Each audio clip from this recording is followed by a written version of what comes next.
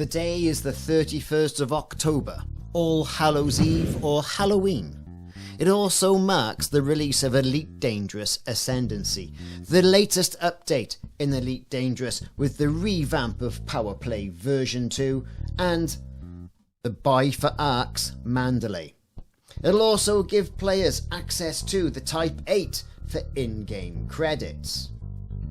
But what's fixed and what's not been fixed in Elite Dangerous Ascendancy? The patch notes are out, we're going to take a really good look through them and see what the scores on the doors are as we prepare ourselves to get into Powerplay version 2 and bomb around in a Mandalay.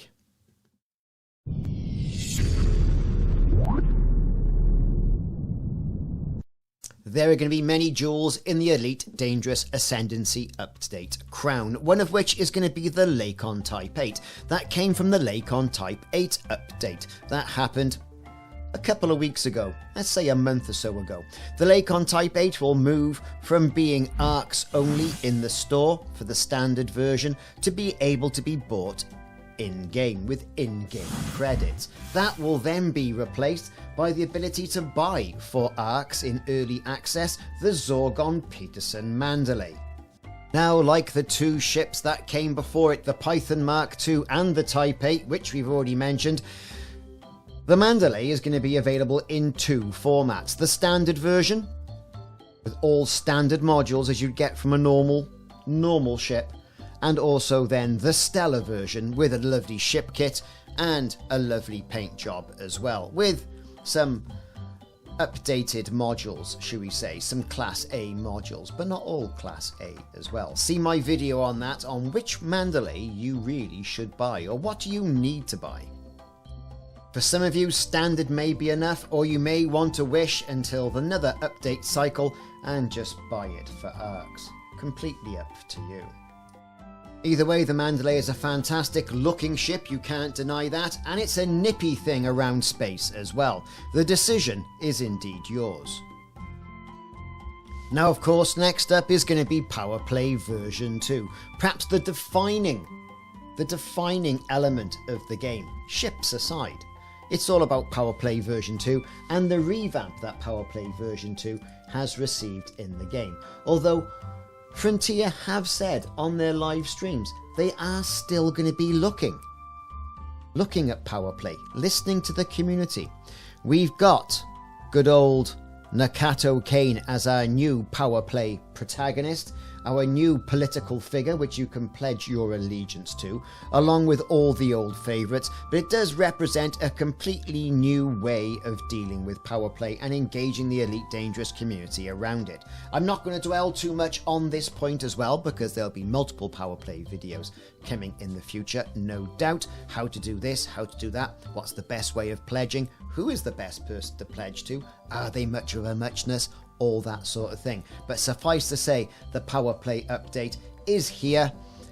We're going to be able to start pledging our powers. If you're already pledged to a power in the game, when Elite Dangerous Ascendancy update drops, you will have your pledge and your allegiance will be reset to 0. You'll be without a power and free to go off and sign up to your power of choice. But choose carefully, because there are different rank rewards for each one, and also a different schedule of when you'll unlock those fruity Powerplay modules, of which Nakato Kane has the Concord Cannon. Nobody knows what that's all about yet, but to be perfectly honest with you, we're just going to have to wait and see. Okay, on to the patch notes then. So with Powerplay and Elite Dangerous Ascendancy now live and have the update downloaded to your launcher of choice, you are going to be encouraged to go and pledge to a power and indeed show your loyalty. There will also be the perks you can go and get hold of, and you can unlock new weapons, access to rank decals, you can have reductions on rebuys, all sorts of other rank rewards. Now, as we mentioned, with Powerplay, all modules are now available via all powers, but they may just be available in different orders depending on the person to whom you pledge your power to. You can also make use, as your rank increases, of care packages. For example, that might include credits, data, shield emitters, raw materials, manufactured materials, things like that. And as you advance through the ranks, you will get access to these care packages. Advance through the ranks even more, and then you will get access to the Powerplay modules. So the new powers, we've got Jerome Archer, who is a protege of Zachary Hudson, and you've also got Nakato Kane from the Alliance side of things. And these new protagonists in-game will also have their own perks, as I mentioned. Now, here's the good thing. It's all about increasing your appearance, and every little thing you do with your power in Powerplay does indeed help. Now, as we mentioned, we know we've got the Mandalay, we've got Powerplay banner cosmetics as well for ship kit pieces that are available for every power, so you can pledge yourself to your power by the look of your ship as well. And they've also fixed quite a few bugs and looked at things in the tracker. Now, the issue tracker fixes currently are around adjusted the background and skybox lighting, fixed weapon scope modifications, they've looked at some ships not having the correct SCO audio, and issues when plotting a route with FSD boost enabled frameshift drives. So far, bug fixes. They've looked at crashes relating to fighting bays, crashes during to text mesh creation. I'm looking through the one and nothing's been done about the flickering shadows. Hit check, they've done instances when trying to select a concourse theme, fixed power usage, fixed incorrect animations on the Type-8, fixed instances where passenger missions could not be selected. Physical and multi-crew and telepresence member now receive correct rewards. Alright, brilliant. However, that irritating flickering lighting that we've been seeing lately doesn't look like it's been addressed. They've fixed some issues with the Noble Victory paint job on the Crate Mark II. Oh well, there you go then.